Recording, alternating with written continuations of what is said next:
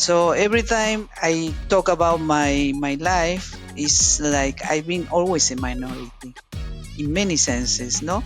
So I'm very familiar being competitive, being different, and I would recommend find something that you are very good at and try to focus your energy and your team energy in that special feature of your company. One of the things that I love most about HubSpot's Global Partner Program is how it connects CEOs from across the world, each bringing their own unique perspective on growth, leadership, and innovation. On today's episode, I'm joined by one of our top partner leaders, whose insights on building and scaling a business in Latin America are truly exceptional. Meet Cecilia Hayafuji, founder and CEO of HAL, an elite HubSpot partner based in Buenos Aires. With nearly 4 decades of experience leading international tech and partner teams, Cecilia has built HAL into a powerhouse for mid-market companies across Latin America. I'm Sarah McDevitt, and this is Owning the Outcome. Cecilia, welcome to the show. Hey, Sarah. Thank you very much for your time, and I'm so honored to join this podcast. Thank you very much. I'm from Buenos Aires, Argentina, chilling season now. Thank you all for hearing me. Well, we're very glad to have you here. Cecilia, first of all, tell me about HAL. Give us a sense of how you started the company, what you're focused on now, who's on your team, and who are your ideal customers? Well, I had to go back like 4 decades back. It's a lot. HAL born as a consequence of many, many years trying to solve customers' challenges, especially in the mid-market arena, because I consider myself a specialist of mid-market type companies because of the size, because of the level of complexity, type of complexity, etc. And I spent like 2 decades in the multinational, Microsoft, and then global partners, always focused in software companies. One of those days, I started implementing marketing automation. It was in 2013, 2012 or so. It was Marketo, and it was so difficult, but so amazing as a project, as a project lead. And I saw the future of software, great future for me, for myself. Again, it was HAL born as an idea after being an employee of the IT market in Latin America, running marketing, sales, RevOps, partners, etc., etc. So HAL is a consequence of 4 decades of experience. I would say I spent, imagine it was, I was in the launch of Windows 95. Software used to be sold in boxes. I used to hear claims from customers saying my box came without the manuals and I did the manuals and the CDs, etc., etc. So from that to here, to software as a services and more agile economy and software industry, I would say. So, Cecilia, I'm fascinated by you as well as a person, and I would love to hear a little bit about your journey to CEO. You've been in tech for, I refuse to believe it, Cecilia, almost 4 decades. Is that right? Yes. And for 4 decades sounds a lot, but actually it was just like a flash to me. No, it was so fast because IT is a fast moving industry, and we are always trying to this feeling of I need to catch up. I'm late. This FOMO type of sense, and I love it. I consider myself like a early adopter, but I'm not an early adopter. I feel like I step behind always because the market goes so fast, no? And companies, vendors move so fast. You see HubSpot. Every day you see this notification, the bell has a news about new features or changes or whatever, and it's great and I love it. And 4 decades is a lot, but it's nothing at the same time. I think the biggest challenge for companies is not to catch up, but to always compete lean, to always be agile, and to be focused in results. No, that is where my expertise may help, I think. And what about you, Cecilia? How did you become the CEO? What did your career for you personally look like?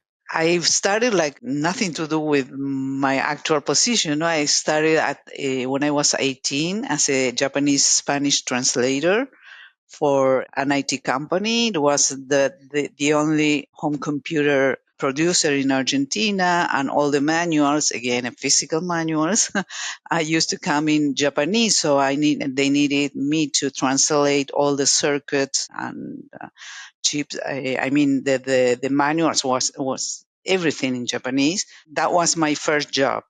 The second job was again Japanese Spanish translator for other company, electric train producer, nothing to do with the IT, but it was about software. So I still continue with my Japanese and Spanish translator. And then I been invited to join Microsoft Argentina when we used to be like 3 full-time employees. And that's how I officially entered the IT market. And I always say to my employees in HAL company that I have 35 years of being employee and only 5 or 6 or 7 being a CEO. So I think I know very well what it feels being an employee and what the pains are for an employee. I don't forget. I try not to forget what it means. Be always empathetic, no, because it is not easy to deal with an organization, your salary, your bonuses, and etc., etc. So try to keep them happy always. A That's very great place to important. work. That's very Mm. important. Yeah. I mean, Mhm. absolutely. Yes, Yeah. In a world of AI, it's important that we become more human, more and human. really lean Yes, into those things. yes. So now you're an elite partner in LATAM. What's unique about that journey of scaling to become an elite partner in LATAM? And how have you been so successful?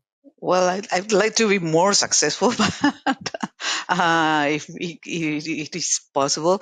But I think as a CEO, we have like a huge challenge in Latin America, which is the always unstable economies, because we don't have like 2 years in a row that is economically stable. That is the case of Argentina, and not to mention other countries in Latam, even Colombia, where HubSpot has Latam offices, even Chile, which is one of the most mature economies, has some movements, no, ups and lows. So I think first of all is understanding it's hard data, no, it's not a sensation, not a subject. A personal opinion. It's a hard data that our economies are hard to manage. So this is our business as usual. Not to forget that our my role as a CEO is to be financially safe always, first of all. We don't have credits, we don't have loans, so we grow only organically. That means if I have the money, I can hire more person, I can do marketing, etc., etc. So if I don't produce enough money by myself, that is impossible to grow. It is impossible. No Mm. bank will give you even a cent in this type of economies, no? In this type of countries. So I would say as a CEO is being in the strategy and at the same time checking the cash flow every week. I would say it's like being very, no, in the both sides at the same time. I'm multitasking is short term, mid term, long term, very long term, I would say, in this type of economies is really important. Not only because of the financial aspect, but because you want to keep the talents, you don't want to have a high rotation, no? Because as in any company, the attrition could be very bad, no, for your Mm. business. Second is one of the careers I've studied is psychology. So the second point is I think is human being, how to keep connection with customers and employees always transparently. I mean, open door is a very old word, but it's keep in touch all the time with the Mm. customer. I visit a lot of customer every week. I have one-to-one with all the employees at least once every 3 months because it's the way I have the sense, a real sense of what is going on in my organization. No? What you talked about there just gives me even more admiration for our LATAM partners. That's very challenging from a business environment point of Mm-hmm. view. When you're having to scale, your success and your scale depends on what you achieve in the moment, Mm. and that's incredibly difficult as you develop your business. What are your main focus areas right now when you're engaging with customers? AI, of course, first is AI. Focus is not AI because it's something that all the companies are trying to adopt, but because it is totally related to productivity. It is related to this again. Companies also has this FOMO. No, I don't want to be losing a competitiveness, or I don't want to be the last one adopting AI. I What happens in countries like Argentina is that every time we have an economic crisis, we lose like 3 or 5 years of technology update. So Mm-hmm. we are 3 to 5 years behind the world somehow. So catching up is not easy. You need to be very, very focused in what your priorities are.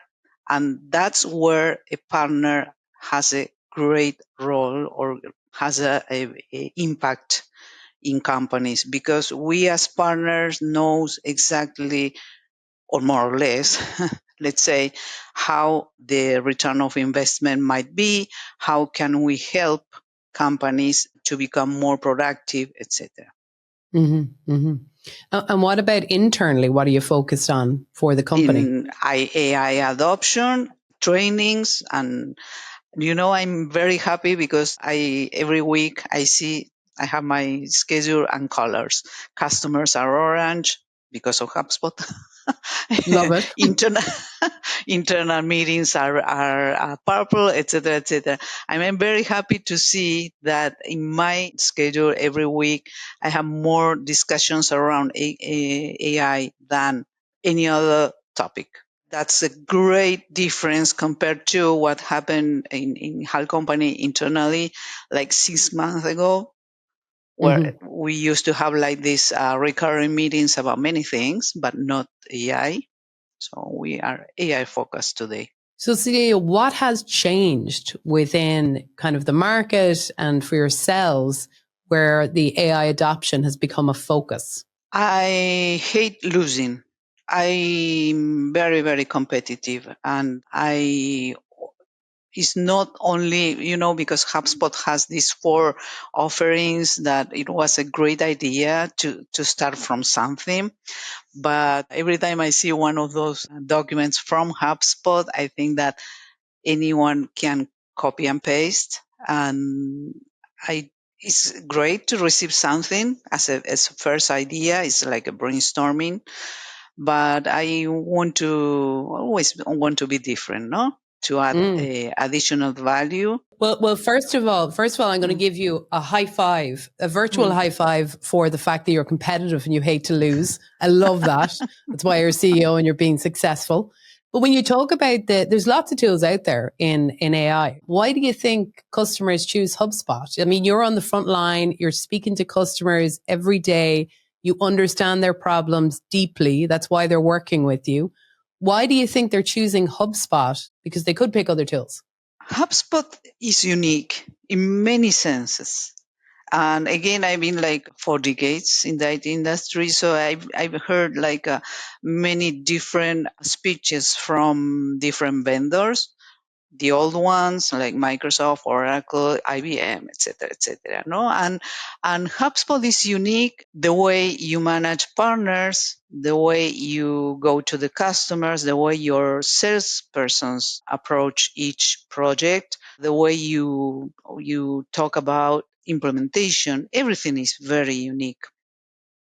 I think when I hear, well, actually, I've been hearing customers for 4 decades and their pain is deployment. As a CTO, the first pain is deployment and return of investment. Today, with software as a services and agile and easy, fast and unified, etc., I think HubSpot is going far beyond the other vendors in terms of going straight to that pain, which is return of investment.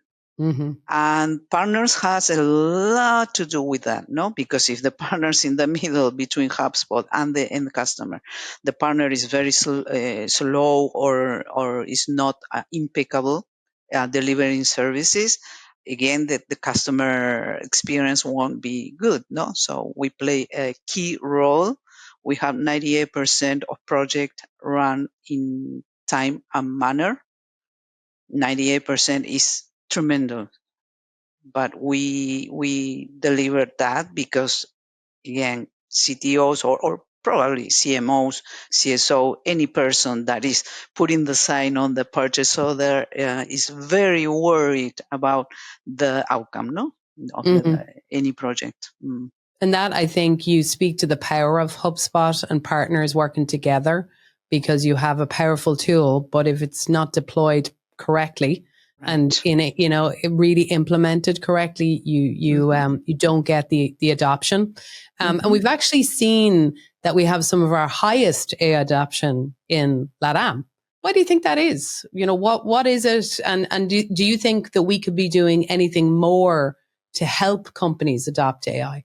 I have two guesses here.